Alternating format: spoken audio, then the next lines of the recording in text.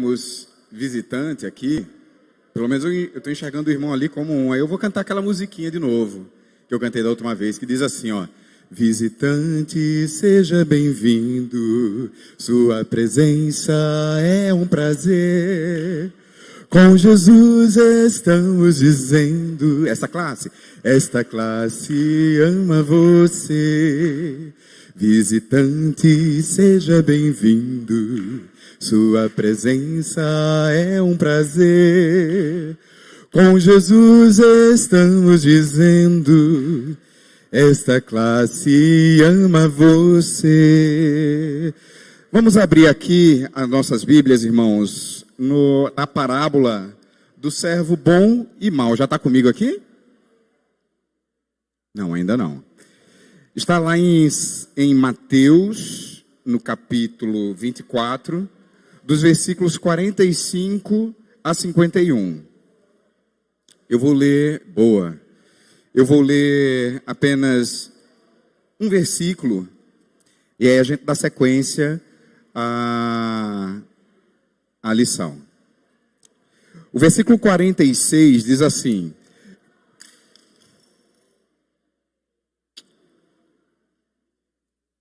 desculpe, André. O versículo 46, deixa eu só ver aqui. Agora, pronto, deixa eu ver aqui. André, eu acho que eu danifiquei. Enfim. Bem-aventurado, versículo 46 do capítulo 24 de Mateus diz assim: bem-aventurado aquele servo a quem seu senhor, quando vier, achar fazendo assim. Vamos orar. Eterno Deus, Senhor e Pai, Tu és o dono de tudo e de todos, Tu és o dono do tempo. Que o Senhor nos ajude, ó Pai, quando o Senhor retornar, nos encontrar prontos, em vigia. No nome de Jesus. Amém. Amém? Boa. Obrigado, André. Deixa eu só colocar ele aqui. Isso aqui é um pouquinho da tremedeira que dá quando está aqui na frente de vocês. Acontece isso de vez em quando.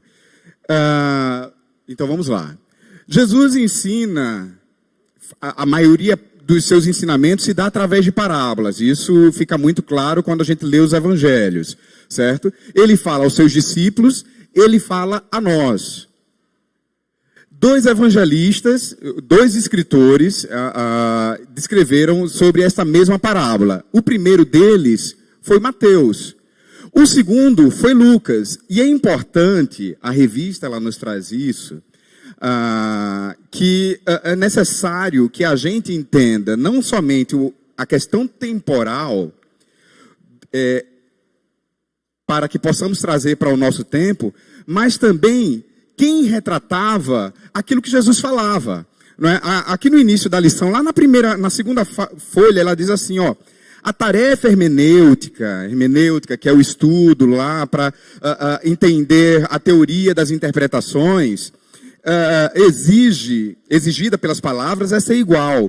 Também tem a ver com o fato de que, quando foram originalmente faladas essas parábolas, raras vezes precisavam de interpretação. Por quê? Porque Jesus falava das coisas do dia a dia daquele povo. Então, quando Jesus abria a boca para falar, a aplicação era imediata. Hoje, se faz necessário que a gente entenda um pouco mais, para que possamos aplicar a nossa vida, ao nosso tempo, à nossa realidade.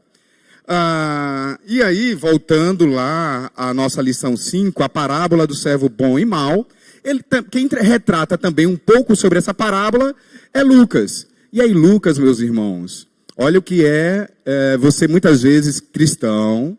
Eu tenho 43 anos de igreja e descansar muitas vezes, né? Você diz que, não, eu nasci na igreja e não preciso estudar, não. Quando eu fui estudar a lição, eu fui à procura em qual grupo Lucas estava relacionado quando Jesus chamou os 12. Na minha cabeça, ali naquele momento em que eu estava preparando a lição, eu estava acreditando que Lucas era um dos 12. Aí fui lá para escrever, procurar e tal, e nada de encontrar. E aí eu tive que trazer também para vocês, né? Lucas era o médico e acompanhou Paulo em suas viagens missionárias. Lucas não foi um apóstolo e provavelmente era um gentil. Ele é um de nós. Ele ouviu dos discípulos. Ele foi à procura das informações precisas para trazer a um irmão chamado Teófilo, não é? Ele procurou testemunhas oculares e investigou cuidadosamente todas as informações para que pudesse trazer essas informações a nós nos dias de hoje. Naquela época já, cerca de 40 anos, 50 anos, 60 anos depois que Cristo foi assunto aos céus, e hoje a nós. E aí, até para servir de memória e de lembrança, quem eram os 12, né? Pedro, Tiago, João, André, Filipe, Bartolomeu, Mateus, Tomé, um segundo Tiago, Tadeu, Simão, o Zelote e finalmente Judas. Eram todos eles homens comuns. Eu só estou pulando aqui Isso mesmo, eram todos eles homens comuns. Nenhum deles era conhecido como um grande estudioso ou erudito, os 12 escolhidos por Jesus. Antes de dar sequência, na leitura diária da semana, nós vimos aqui alguns textos que foram colocados para que pudéssemos nos situar melhor nessa história do servo bom e do servo mau. Na segunda-feira foi dado Mateus 24, de 1 a 14, não leremos todo o texto, eu peço aos irmãos que acompanhem, e aí ele fala dos sinais dos tempos, né? Mateus 24, de 1 a 14, ele nos diz assim no versículo 5, porque virão muitos em meu nome dizendo, eu sou o Cristo, e enganarão a muitos. Versículo 8, porém, tudo isto é o princípio das dores. Apenas aí. Na terça-feira, avançando um pouquinho mais nos textos, foi colocado Mateus, de 15 a 18, que fala da vinda do Filho do Homem. E aí, de 15 a 14, eu vou ler aqui, por exemplo, o versículo 15.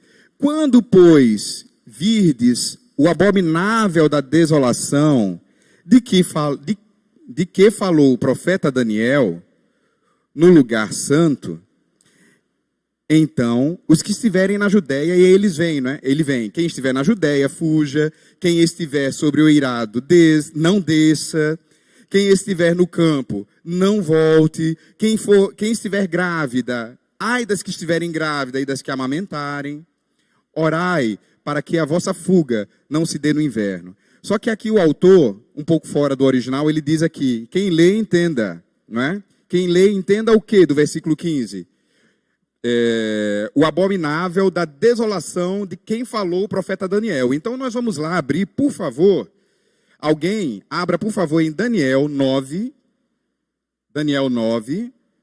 capítulo 9, versículo 27, e leia em voz bem alta, para a gente poder situar. O que é que Jesus está falando aqui aos discípulos acerca deste momento aqui, acerca da grande tribulação? Quem é esse abominável da desolação de que falou o profeta Daniel? Por favor, alguém leia, já está projetado aqui.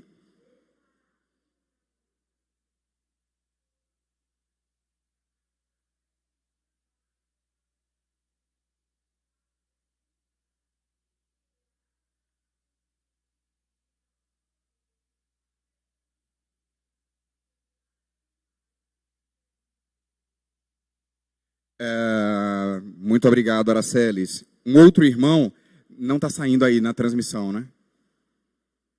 Deixa eu tentar o outro microfone. Está desligado? Quem for falar... desculpa, entendi. Quem for falar, fale no microfone, desculpe. Então, eu vou nomear. Vai ficar mais fácil. Por favor, presbítero Almir, abra Daniel, no capítulo 11, versículo 31. E deixe Ivan vai ler depois Daniel, capítulo 12, versículo 11.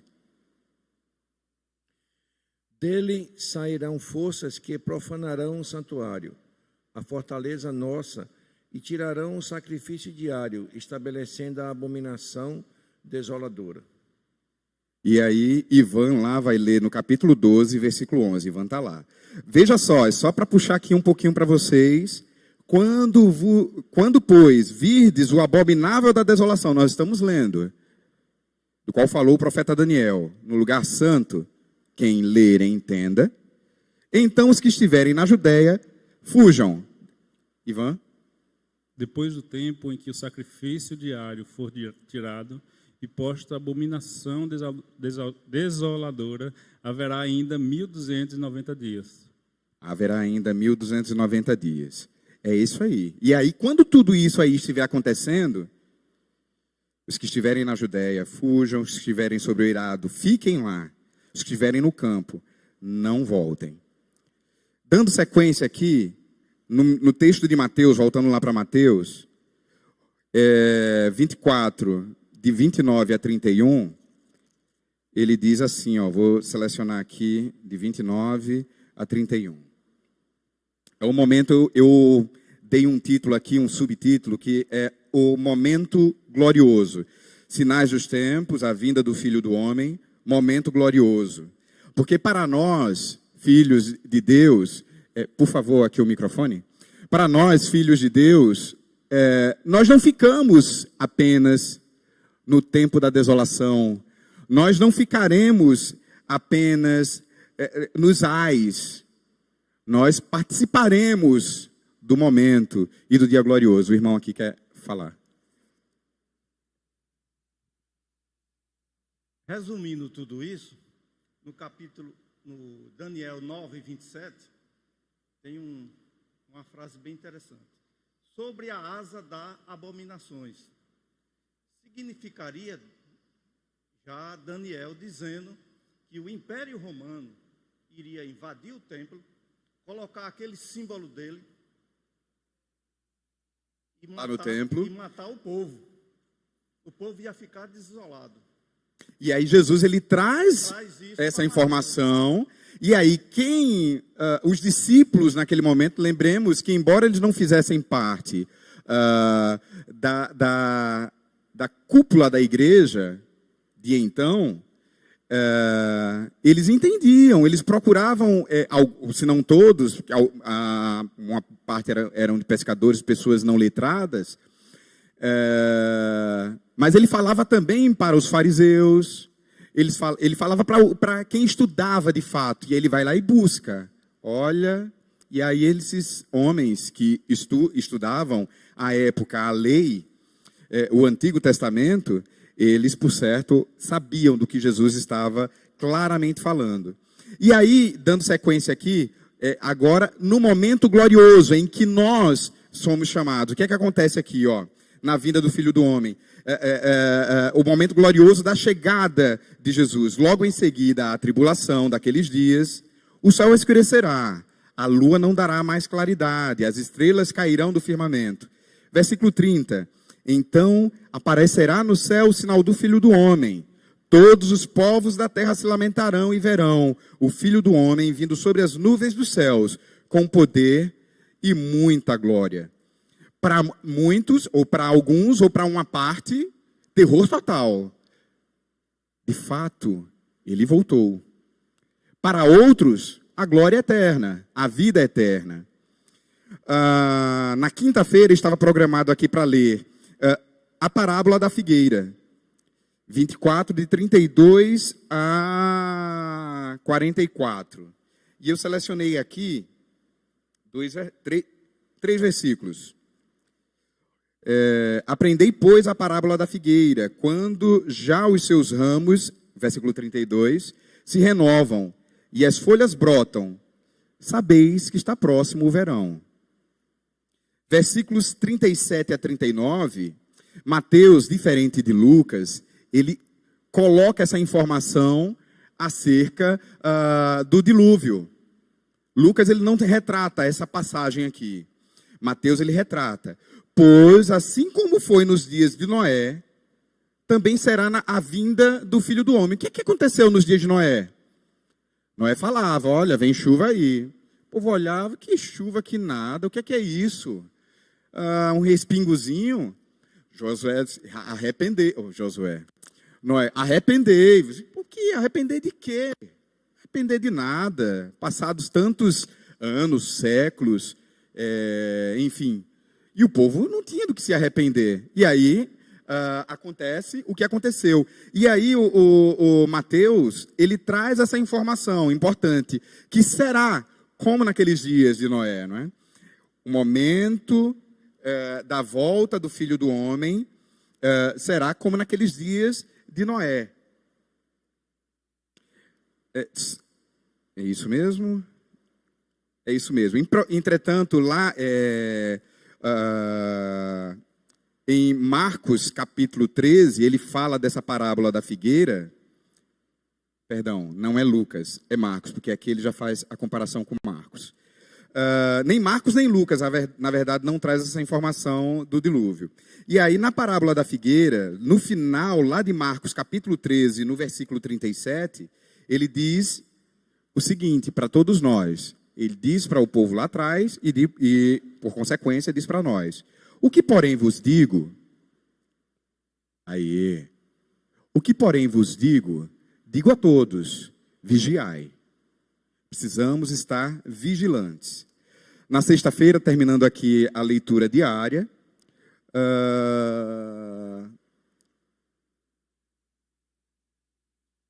vou tentar ler o que eu escrevi, viu? Os prudentes e os nécios, certo? 25, de 1 a 3. No versículo 2, aqui fala da parábola das 10 virgens, não é? Aquela parábola em que elas saem com as suas velas, não é? Algumas delas, uma parte delas, sai além das velas com azeite, outras não. E aí ele diz aqui, 5 delas eram nécias e 5 prudentes, no versículo 2 do capítulo 25.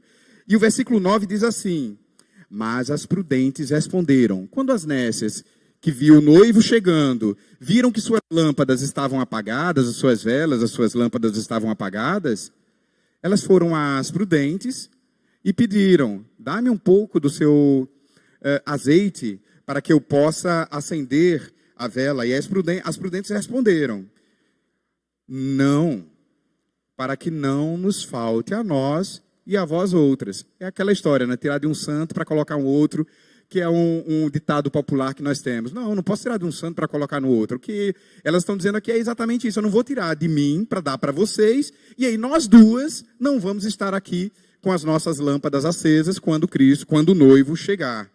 Não é?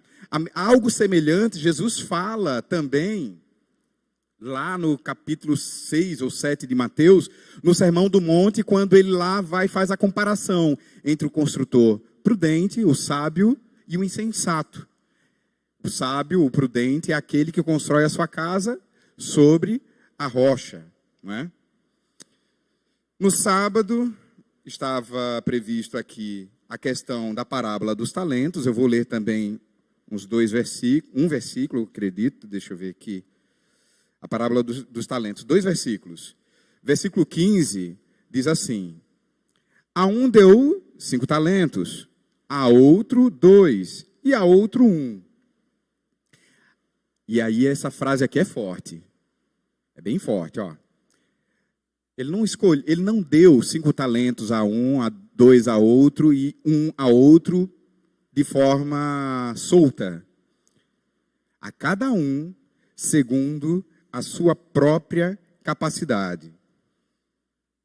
Eu disse 2, mas são 3 versículos. O versículo 26 diz assim, respondeu-lhe, porém, o Senhor, o Senhor daqueles servos. Quando os servos vão lá devolver o talento que Deus deu a eles. Servo mau e negligente, ao que deu 1. Sabias que ceifo onde não semeei, e ajunto onde não espalhei. E aí ele vai lá e traz a punição para aquele servo chamado de inútil. E o servo inútil, versículo 30, lançai-o para fora nas trevas, ali haverá choro e ranger de dentes. Para hoje, ele tinha colocado aqui de 31 a 46, finalizando as leituras diárias, o grande julgamento. E nós vamos ler também 3 versículos. O versículo 32, de Mateus 25, diz assim: E todas as nações serão reunidas em sua presença, e ele separará uns dos outros, como o pastor separa os cabritos, dos cabritos as ovelhas. 33, e porá as ovelhas à sua direita, mas os cabritos à esquerda.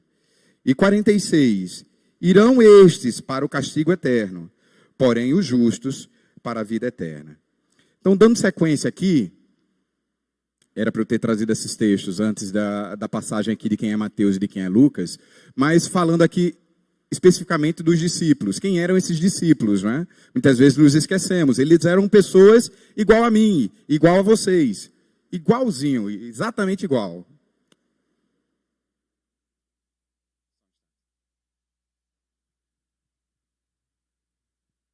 Quando se fala em talentos, às vezes é dinheiro. Mas neste caso aqui, não era dinheiro, era habilidade. Isso está em Apocalipse 16, 21 e 2 Samuel 12, 30. O talento era uma espécie de peso, entre 30 e 40 quilos, ou de moeda, ou de prata, ou de ouro, seja lá o que for, para a pessoa investir. Mas esse talento aqui é a forma de administrar. Por exemplo, aqui na igreja, tem pessoas que têm talento e não administram bem esse talento, né? Muitos problemas, fato. Sim. Então, quem eram esses discípulos? Éramos nós, na época de Jesus. Eram excluídos das instituições religiosas da sua época. Hoje nós não temos tanta semelhança com isso. Estamos aqui nas instituições religiosas. Muitas vezes, dentro das instituições, mesmo dentro das instituições religiosas, somos segregados.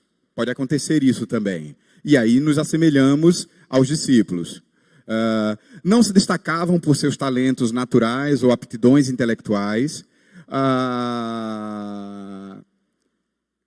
E isso fica claro, e quem traz essa referência em específico de que não se destacavam por seus talentos naturais ou aptidões, John MacArthur, extraído desse versículo aí, informando que Jesus coloca, não é, que eles eram lentos para aprender, eles eram obtusos nas coisas espirituais. Então, ele traz essa referência, né? Eles não se destacavam por seus talentos naturais ou aptidões intelectuais, mas foram os 12 mais próximos, mais chegados que Jesus escolheu.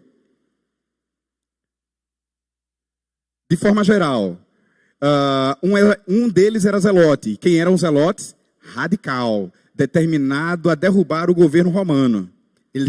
Esse grupo de zelotes não aceitava. Zelote nesse grupo era Simão. O coletor de impostos era considerado traidor porque ele cobrava os impostos para o governo romano dos judeus. Daí você já tem aí 2 rivalidades tremendas no meio dos 12, dos mais achegados. Não é? E Jesus trata isso muito bem. Não é? Antes éreis, hoje sois. 4 a 7 deles eram pescadores, os demais talvez fossem comerciantes ou artesãos. O fato de as escrituras mostrarem a origem humilde e ainda não encobrirem seus defeitos é muito significativo para nós. Eu sou falho, você é falho, nós somos falhos, e mesmo assim fomos nós quem Deus separou para estarmos divulgando, propagando, evangelizando, levando as boas novas. Vamos à introdução. Vamos lá?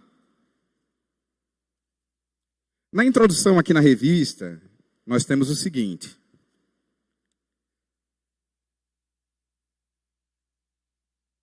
A promessa de Jesus de que voltaria para buscar os seus e encerrar a ordem de maldade e pecado que impera neste mundo, criou no coração dos primeiros cristãos uma ardente expectativa pelo fim. E aí o tempo passou. Veio o primeiro século, Jesus voltou e subiu aos céus.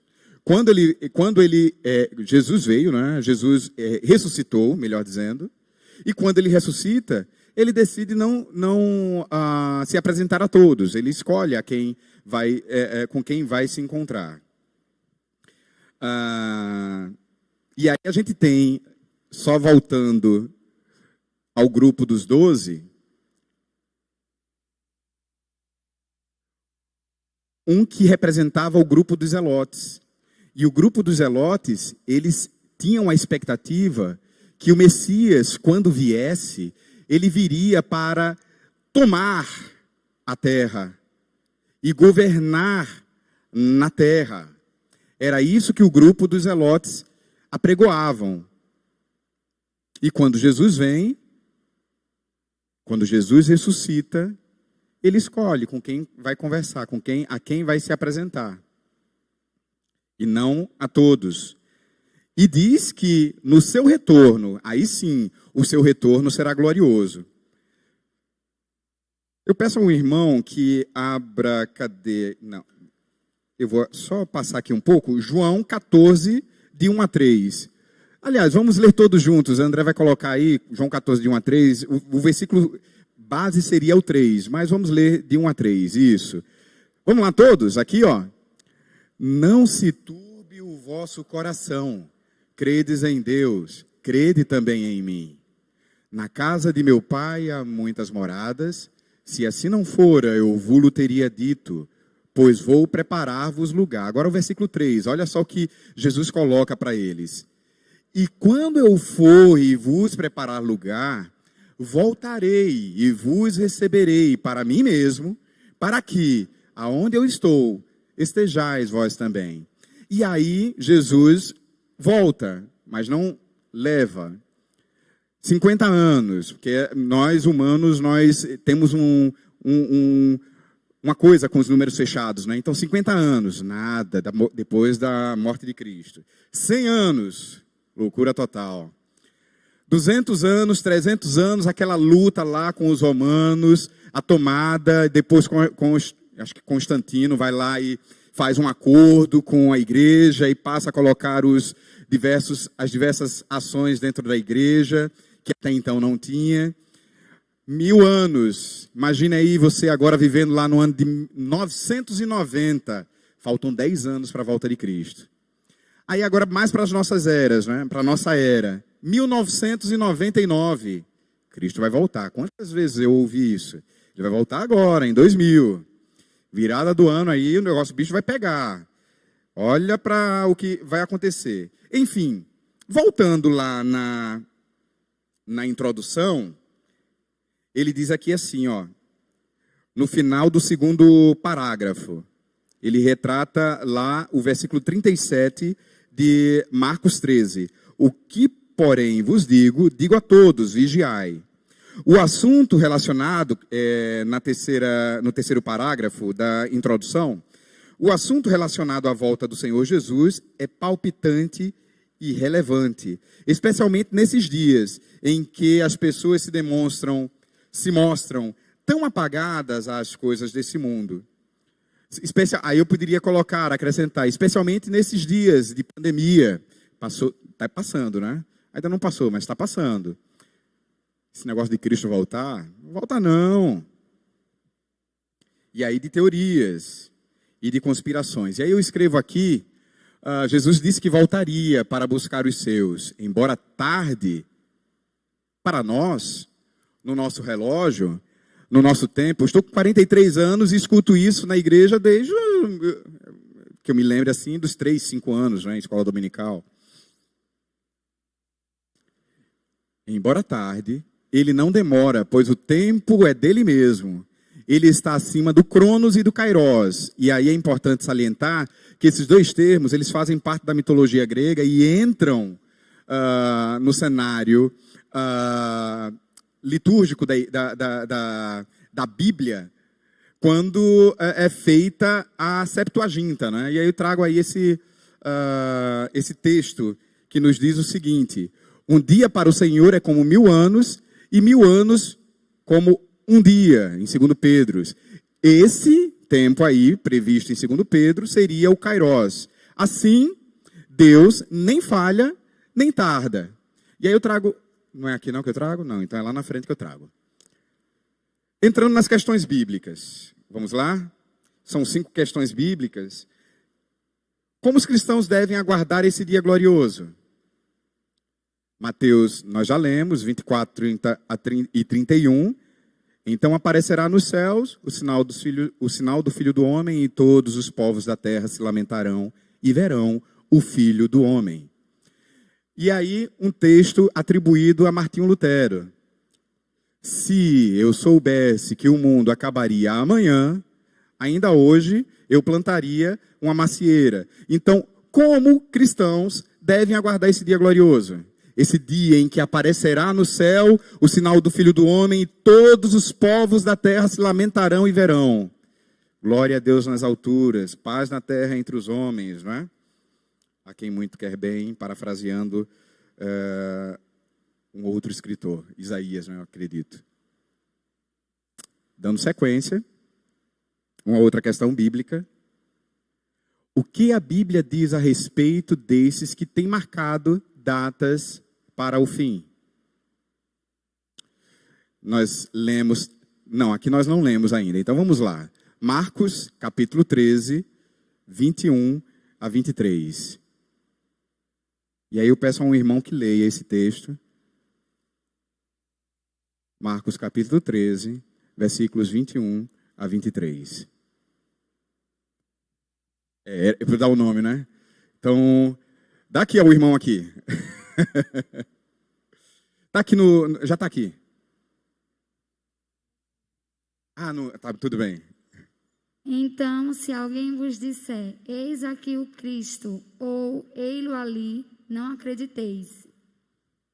Pois surgirão falsos cristos e falsos profetas, operando sinais e prodígios, para enganar, se possível, os próprios eleitos.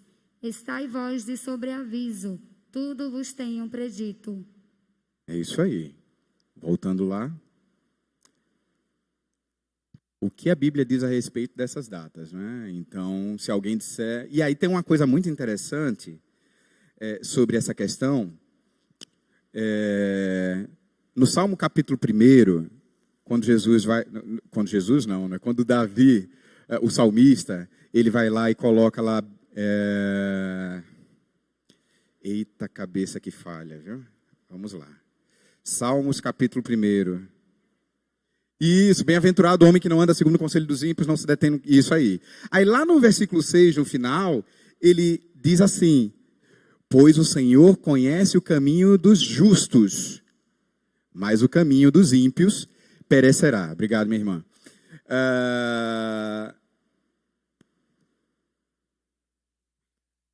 Está trabalhando hoje, hein?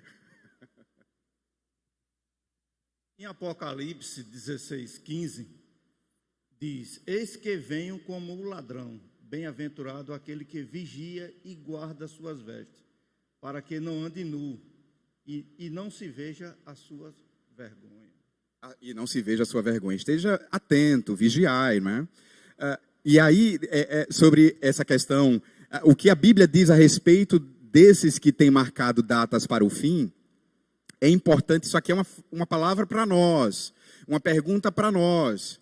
O que é que nós temos que estar atentos, temos que vigiar. Mas muitas vezes, pessoas nas quais depositamos muita confiança, muito respeito, ela começa a pontuar algumas coisas.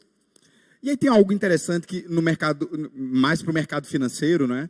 Quando é treinado, e eu já fui caixa, né, de agência, quando nós somos treinados para pegar em dinheiro, em moeda, nós não somos treinados para reconhecer a moeda falsa.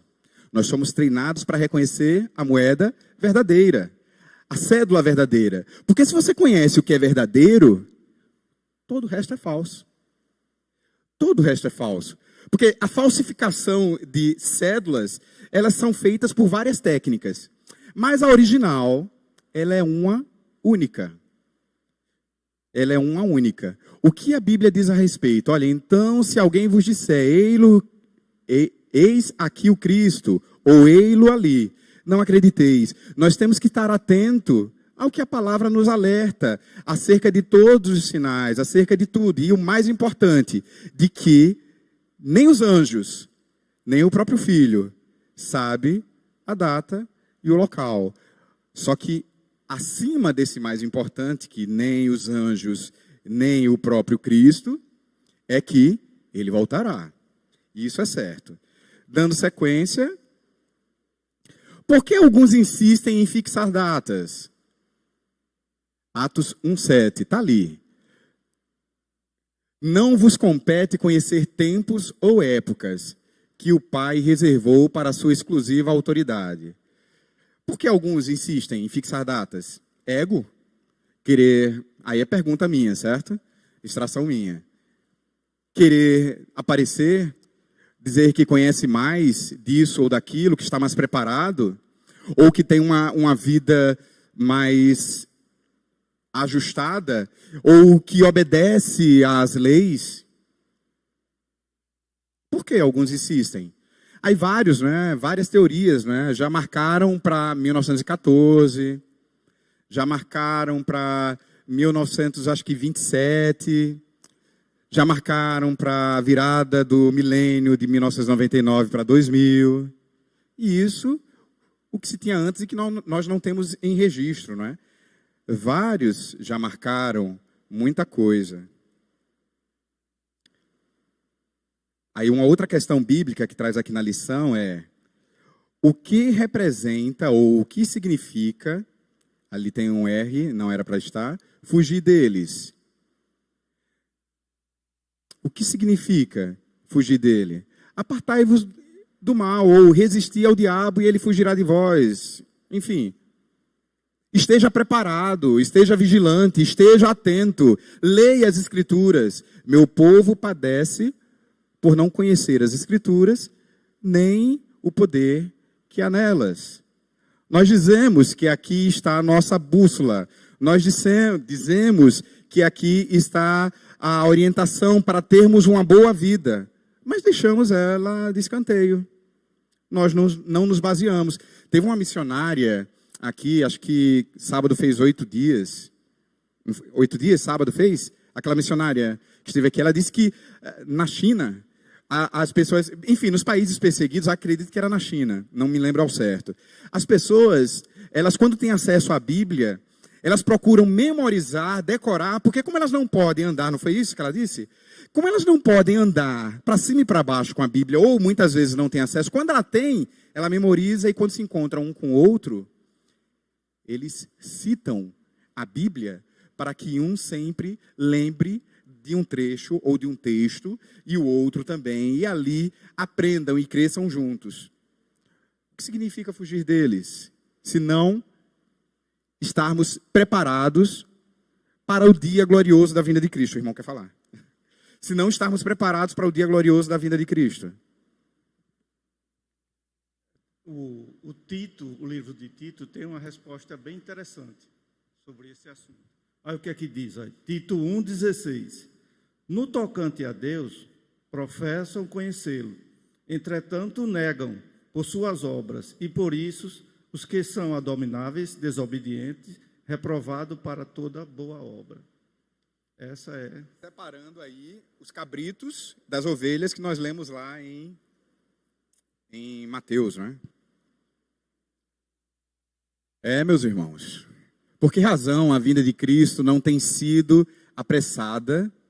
E qual a responsabilidade da igreja? Essa é a última questão colocada aqui nas questões bíblicas. Ele ainda, eu sintetizei, as duas questões aqui. Eu geralmente coloco uma só, mas eu sintetizei as duas. Por que razão a vinda de Cristo não tem sido apressada? E qual a responsabilidade da igreja? Muitas pessoas se apegam àquele trecho em que é falado, se não me falha a memória, está em Apocalipse, quando fala da vinda de Cristo, que ela se dará quando todos ouvirem acerca. E aí muita gente se apega a esse trecho, e aí daí essa pergunta: por que razão a vinda de Cristo não tem sido apressada? E qual a responsabilidade da igreja? A responsabilidade da igreja é apregoar, é levar o evangelho. Isso tem feito, mas tem feito de forma completa? A igreja não são as quatro paredes aqui. A igreja sou eu e é você. Eu estava conversando essa semana com a irmã, dizendo, conversando, na verdade, minha família e a família deles, sobre justamente esse ato de evangelizar no trabalho, na escola. Não é necessário, conversando com ela, na minha visão, que eu sente com a pessoa do lado, interrompa o trabalho dela e abra lá. Vamos aqui abrir rapidinho aqui em João capítulo 17 ou em Mateus capítulo 24 para saber acerca da volta de Cristo. Não é necessário. O que é necessário é agirmos como cristãos, porque essas pessoas do lado vão perguntar: você é evangélico? Você é cristão? E aí você vai ter a oportunidade para mostrar, através de suas ações, que falam muito mais alto, o irmão quer falar, que fala muito mais alto do que as nossas palavras, acerca da volta de Cristo, acerca de quem é Cristo em nossas vidas. Segundo Tessalonicenses 3,16, fala isso que você está falando aí. Não vos ordenamos, irmão, em nome do Senhor Jesus, que vos apartei de todo irmão que ande desordenadamente, e não segundo a tradição que nós recebêssemos. Segundo a tradição de que nós recebestes, né?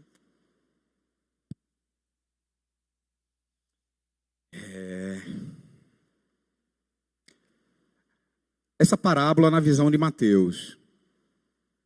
Lembrando, Mateus ele é um coletor de impostos. Então ele tem uma visão muito específica acerca da pessoa humana, do ser. Porque como ele é coletor de impostos, ele lidar com dinheiro, nós temos um apego ao dinheiro, e isso é natural. Por menor ou maior que sejamos, nós temos um certo apego ao dinheiro. Alguns um pouco mais, outros um pouco menos. E aí ele tem uma visão bem interessante, né, acerca dessa parábola. E aí eu retiro isso aí.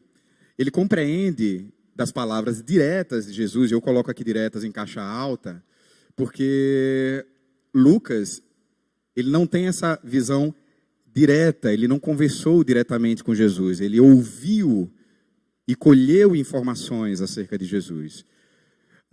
Que a mesma pessoa, ele pode agir de forma boa e má, exatamente a mesma pessoa. E aí eu coloco que é semelhante lá a parábola do credor incompassivo.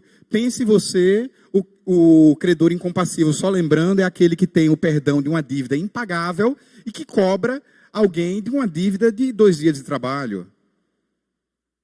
Ele age como uma pessoa boa, em que sentido? Não é? Uma boa ação, uma má ação. A boa ação é que ele vai lá e diz: olha, eu não tenho condições de lhe pagar. Ele reconhece a fragilidade e a pequenez dele lá no credor incompassivo. Mas depois, um dia, uma semana, 1 ano, 10 anos, quanto tempo tenha sido depois, ele vai lá e, como se esquecesse completamente disso, ele vai lá e cobra de alguém um valor muito menor, né? Então, ele faz essa leitura. Mateus ele faz essa interpretação, ele traz essa conotação.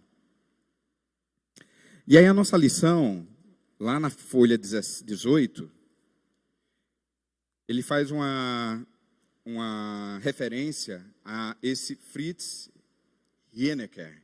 E eu costumo dizer aos meus filhos lá em casa, quando nós estamos estudando num culto doméstico, ou mesmo nos estudos, mesmo, olha, você não pode fazer uma leitura, passar por cima de palavras que você nunca viu, ou em cima de referências das quais você nunca ouviu, e simplesmente passar. Você não aprendeu, você não conseguiu compreender o que de fato aquele texto está querendo dizer. E aí eu tenho que dar o exemplo, né? E na folha 18, aqui da nossa lição, ele diz aqui, ó, no último parágrafo, antes de entrarmos em lições para a vida. O significado dessa parábola do servo bom e do mal está em que devemos ver para onde pode levar uma vida de fé. Olha aí, para onde pode levar uma vida de fé quando não nos aproximamos ou não nos orientamos pela expectativa da vinda de Cristo. Quando nós passamos, vivemos, estudamos, trabalhamos, nos relacionamos, sempre com a expectativa da vinda de Cristo, nós vamos agir de forma diferente. Nós vamos procurar entregar o nosso melhor, porque é isso que Jesus nos ensina. A parábola dos talentos e várias outras parábolas e vários outros ensinamentos. Dê o seu melhor. Nós lemos e nós cantamos acerca disso. E aí quem é esse cara, né? Quem é o Fritz Heinecker? Ele foi professor do Novo Testamento e Teologia Sistemática, diretor da Associação das Nações, das Uniões do Pietismo Antigo na Alemanha, e escreveu diversos comentários bíblicos. E aí eu gosto disso aqui, ó, com ênfase prática. Precisamos sempre, após uma leitura, após um estudo, procurar aplicar à nossa vida. O que é que isso representa no meu dia a dia, no meu relacionamento com os meus filhos, no meu relacionamento com a minha esposa, com os colegas, no futebol, no restaurante, num filme, enfim. O que isso que eu acabei de ler, daqui a 10 horas, quando eu for comer uma pizza com os amigos, como eu devo agir? O que eu devo falar? Como eu devo conversar? Como eu devo me portar? Vamos para as lições. Ainda parábola na visão de Lucas. Nos levantamentos feitos por Lucas em seu evangelho, ele reporta um dado ao final desta parábola que é muito caro. A quem muito é dado, muito lhe será cobrado. Está lá em Lucas, no versículo 12, 47 e 48. A quem muito é dado, na verdade está no 48. Deixa eu só ver aqui. Lucas 12, 47 e 40. Está no 47. Não, no 48. Mas vou ler os dois. Aquele servo, porém, que conheceu a vontade do seu senhor e não se aprontou, nem fez segundo a sua vontade, este será punido com muitos açoites. Olha agora esse, ó. Aquele, porém, que não soube a vontade do seu senhor e fez as coisas dignas de reprovação, levará açoites? Levará, mas levará poucos açoites. Ele não conhecia, ele não sabia, ele será punido, mas em um grau menor. Mas àquele a quem muito foi dado, muito lhe será exigido. E àquele a quem muito se confia, muito mais lhe pedirão. Mateus ele não consegue, com o ouvido dele, perceber essa finalização acerca da parábola do servo bom e mau. Lucas, através dos relatos, ele traz isso para a nossa orientação. E o que isso quer dizer, senão o que Jesus já tem ensinado em todo o capítulo 24, no capítulo 22, no 23, 22, 21 e em todo o livro de Mateus? A quem muito é dado, muito lhe será cobrado. Então, se você tem condições argumentativas de levar algo a alguém, faça com esmero. Se você não tem, procure se preparar para poder tentar levar isso em todos os aspectos da vida, né? Volto a dizer, não é necessário que se abra um texto e leia como é? Ipsis literis, acho que é isso. É isso?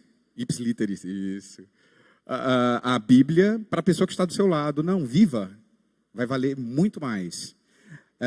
Agostinho, o Santo Agostinho, ele já dizia, quando questionado sobre evangelizar, o que eu devo fazer depois de convertido? Alguém perguntou a ele. Ele disse, olha, evangelizar sempre, falar quando necessário. Olha como é forte. A nossa ação, ela fala mais alto do que as nossas palavras. Evangelizar sempre. Falar quando necessário. Se você quer falar sempre, fale. Mas viva de acordo. Lição para a vida, a primeira lição para a vida. A vinda de Cristo pode parecer demorada. Aí nós lemos lá já, né, João 14, de 1 a 3, que Jesus disse que voltaria e que levaria aonde ele estivesse os seus, aqueles a quem o seguiu, a quem o recebeu como seu Senhor, estaria com Jesus. A promessa de Jesus... Aí eu vou fazer o seguinte, eu vou pedir a alguém que faça essa leitura aí, Lições para a Vida, o primeiro parágrafo aí de Lições para a Vida, na página 18. E aí eu vou... Não está não com a revista? Daqui assim, é.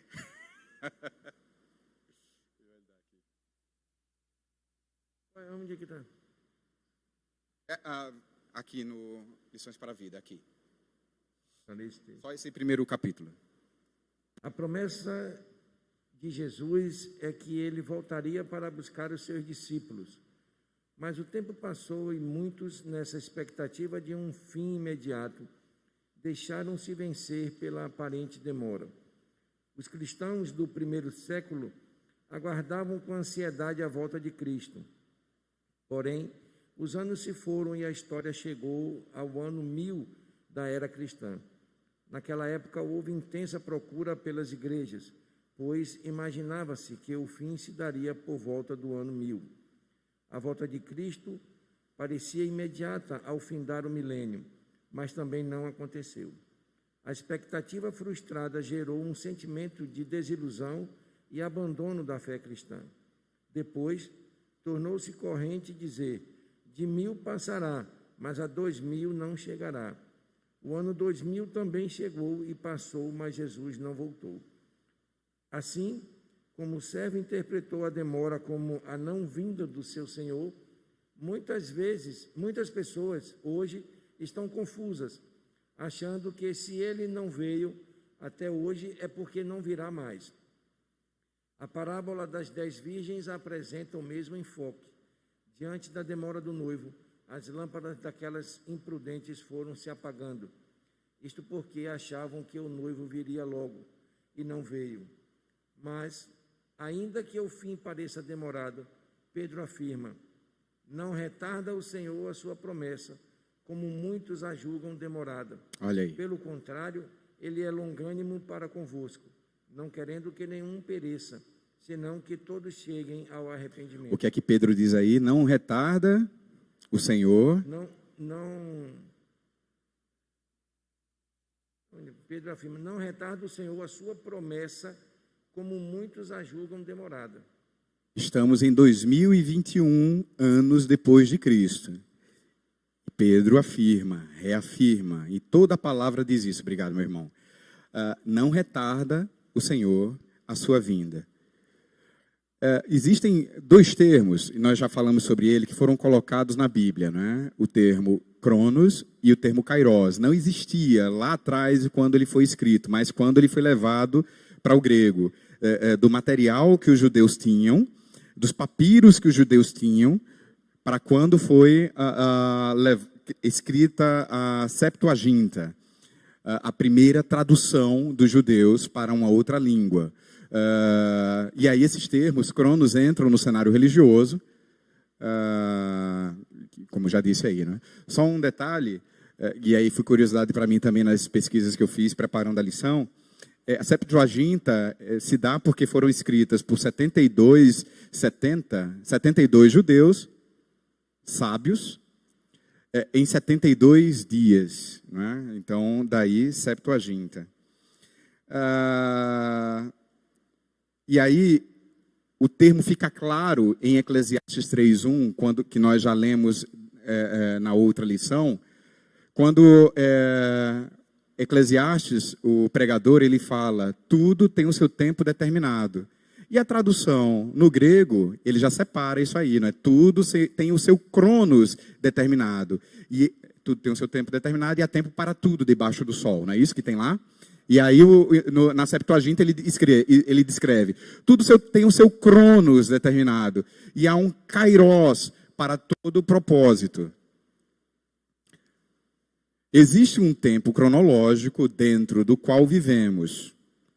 Dia 1º, o segundo dia, o terceiro dia, o 31º dia do mês. Existe a primeira hora, a segunda hora, a 10ª hora, a 20ª hora e assim por diante dentro do dia. Existe um tempo cronológico dentro do qual vivemos. E dentro desse tempo cronológico, um momento oportuno para que se cumpram os propósitos. Muitas vezes nós estamos esquecendo-nos agora um pouco do tema específico da lição. Mas quando nós estamos em meio ao vendaval, a um problema, e esse problema, passam-se horas, passam-se dias, passam-se datas, e nós não vemos esse problema ser resolvido, nós dizemos muitas vezes, Deus se esqueceu de mim. Deus não está comigo. Muitas vezes, quando estamos no meio do vendaval, não é isso que acontece? Porque nós somos presos ao Cronos e nos esquecemos desse Kairos. Aqui fica clara a ideia de tempo no entendimento baseado na cultura grega. E é bem interessante aí essa questão da mitologia grega, quando eles falam de Kairos e de Cronos. Eu indico vocês, é fácil a pesquisa, coloca isso dá uma pesquisada aí nos sites de busca, vocês vão encontrar, é bem interessante mesmo. Esse conceito, como foi introduzido esses termos no que se refere a tempo, baseado numa cultura já antiga, numa mitologia grega. Lições para a vida 2, a iminência da vinda de Cristo. A iminência da vinda de Cristo nos gera ou extrai de nós dois tipos de decisão baseados nessa parábola, não é? Do servo bom e mau. Lembremos-nos de que o servo bom e mau é o mesmo servo. Ele age bom ou ele age mal. Ele vai atender bem a um pedido do seu senhor ou um pedido mal. Eu não li toda a parábola aqui, né? Mas que já é bem conhecida de todos nós. Mas para nos lembrarmos, o seu senhor, o senhor daquele servo, ele sai e deixa os direitos para aquele servo cuidar dos seus bens, da sua empresa, da sua casa, dos seus outros demais servos, e coloca-o numa função de liderança. E aí, esse servo, ele sabendo que esse senhor dele pode voltar a qualquer momento, ele cuida para que os bens do seu senhor sejam bem cuidados, que os funcionários sejam bem tratados, que esses funcionários trabalhem cônscios do seu dever, entregando o melhor de si. E aí essa parábola ela pega esse mesmo servo, a quem foi confiado os bens, a quem foi confiado a administração. E esse servo, quando o seu senhor tarda em voltar, tarda em chegar, passa a tratar mal os funcionários, passa a tratar mal, a cuidar mal da administração dos bens do seu senhor. A ação do senhor daquele servo, o irmão vai querer falar. Obrigado, viu? A ação do senhor daquele servo vai ser exatamente de acordo com a ação do servo. Se ele agiu bem, ali atrás. Se ele agiu bem, ele vai receber, vamos dizer assim, galardões. Se ele agiu mal, ele não vai receber tais galardões, o irmão. Essa parábola do a parábola do servo bom e mau, tem alguma coisa a ver relacionada? Quando Paulo disse, o que é para fazer, eu não faço. O que é para fazer... O bem que eu quero fazer, esse eu não faço. O mal que eu não quero fazer, esse faço. Sim, Eu diria que sim, porque a gente consegue ver isso exatamente nesse ponto, nesse aspecto aqui, não é? Do servo, que é prudente. E nós lemos na lição anterior da semana passada, e aí vale a pena a gente retornar aqui rapidamente, Mateus, acho que capítulo, deixa eu só ver aqui na lição do capítulo 4. Foi ministrada no domingo passado. Mateus 21. Olha só o que diz em Mateus 21, no versículo, deixa eu ver aqui, versículo 28 e 29, ó. Aí eu escrevo aqui na Bíblia, né, eu coloquei aqui, quando as ações falam mais alto do que qualquer palavra, veja só. E o que vos parece? Um homem tinha 2 filhos. Chegando-se ao primeiro, disse, filho, Filho, vai hoje trabalhar na vinha. Esse filho imediatamente respondeu, sim, senhor. Ele sabe o que ele teria que fazer. Então ele respondeu, sim, senhor. O bem que eu quero, que eu devo fazer, o que é que acontece com ele? Porém, ele não foi. O versículo 30, dirigindo-se ao segundo filho, disse-lhe a mesma coisa. Este respondeu, não quero. Mas ele bateu o arrependimento e aquele foi. Né? Tem uma aplicação específica para essa parábola. A gente não vai cair nela, mas sim. Na minha visão, tem sim a ver. Não é o bem que eu quero fazer, este não faço. O mal que eu não quero, este sim faço. Indo para os finalmente. A vinda de Cristo selará a conduta dos servos, dos seus servos. Aqueles que escolhem o mundo por sua porção... sim, eu extraí daqui. Aqueles que escolhem o mundo por sua porção, nesta vida, terão o inferno como porção na outra. Olha aqui, está no último parágrafo. Deixa eu ler esse último parágrafo aqui, baseado em Gálatas 6:7, que quando Paulo adverte, aquilo que o homem semear, isto também ceifará. Aí pegando aí esse último parágrafo... aliás, vamos ler todo o parágrafo. A volta do Senhor, ainda que pareça demorada, com certeza ocorrerá. Nossas atitudes serão descobertas quando Ele voltar e não haverá mais tempo para refazer a vida. Sendo assim, está na nossa lição na folha 19, tá bom? Sendo assim, quem optou pela decisão determinada, não pelos padrões do seu Senhor, mas do mundo, entregando-se a uma vida regalada de injustiça e de intemperança, receberá a justa condenação. Aí no último parágrafo, no último subparágrafo, lá nas últimas linhas da folha 19. Aqueles que escolhem o mundo por sua porção, que é isso que eu escrevi ali, coloquei ali, nesta vida, terão o inferno como porção na outra.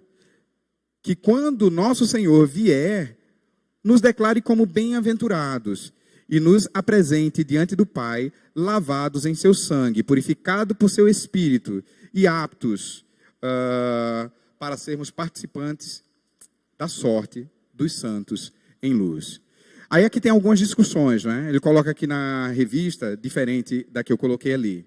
Nos dias atuais, como agem os cristãos que podem ser comparados ao servo infiel e imprudente, que não se preocupou com a vinda do seu senhor?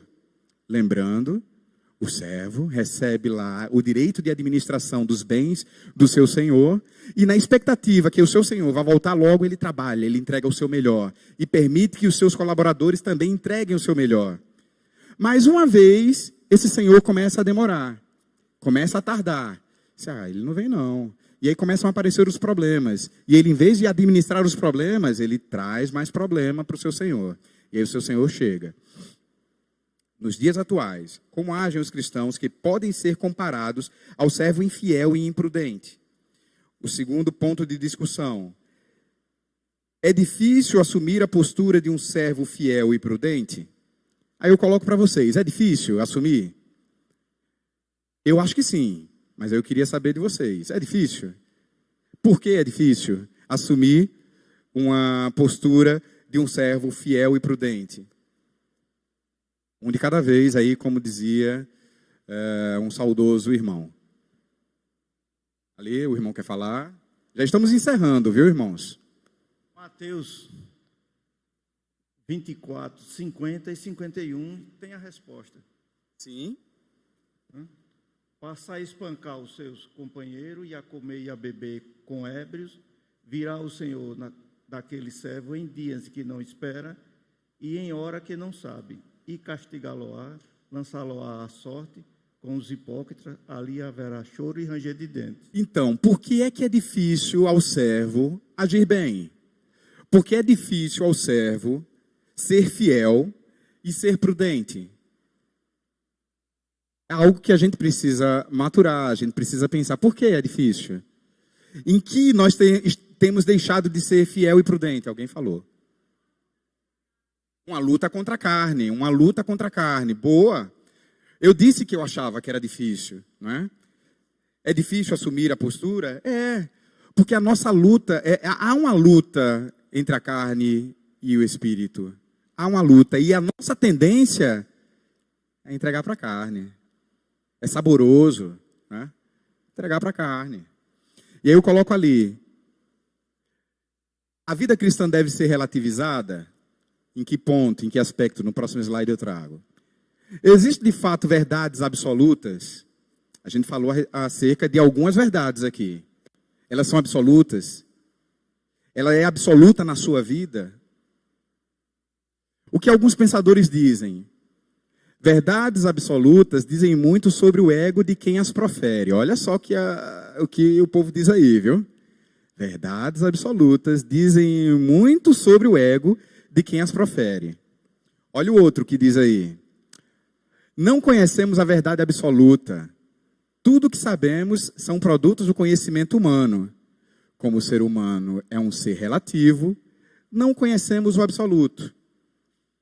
É isso que tem sido impregnado nas nossas mentes.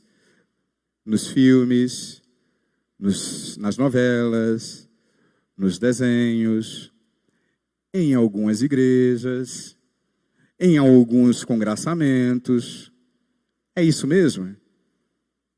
Não existem verdades absolutas, um outro pensador diz. Cada um enxerga o que quer, cada um enxerga o que quer ver.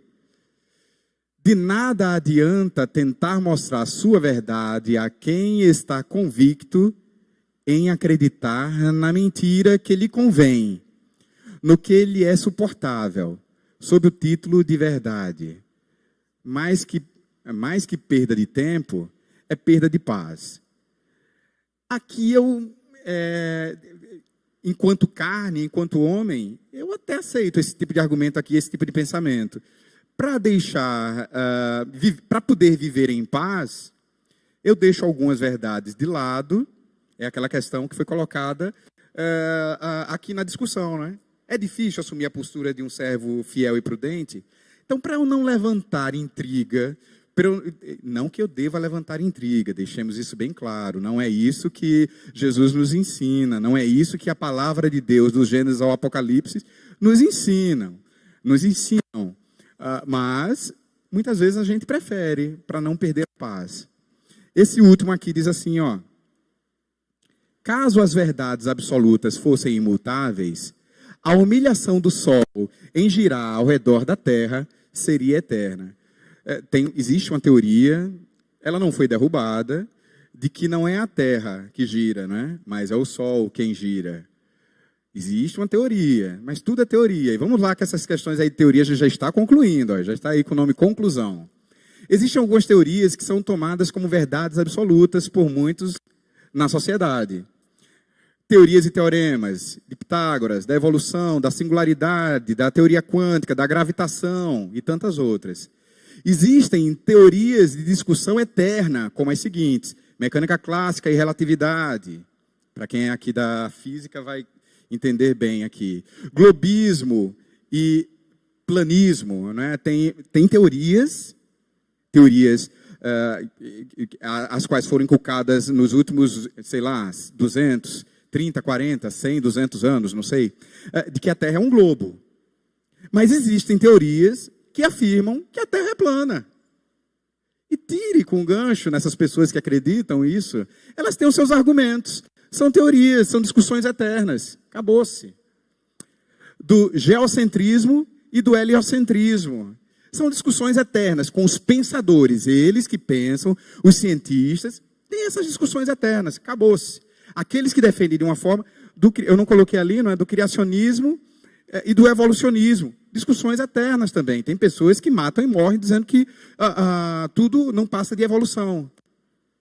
E sabemos que tudo não passa de criação. Existem algumas verdades absolutas, eu inverti agora, né? Existem teorias que são tomadas como verdades absolutas, e aqui existem verdades absolutas, e que, de um tempo para cá, são vistas como uma das teorias, certo? Por muitos em nossa sociedade. Aí eu já estou respondendo, né? Existem verdades absolutas? Na minha visão, está aqui algumas, né? Deus é eterno, é uma verdade absoluta. Deus é o Criador, é outra verdade absoluta. A Trindade é outra. A gente vê lá desde o início da criação, né? Elohim, Deus. Elohim, nós, deuses, eu, Deus Pai, Deus Filho, Deus Espírito Santo. Né? O salário do pecado é a morte. É outra verdade absoluta. Sem arrependimento não há salvação. A salvação é pela graça. Jesus voltará. É isso, meus irmãos. Vamos ficar em pé. Vamos agradecer a Deus por esse tempo que Ele nos deu.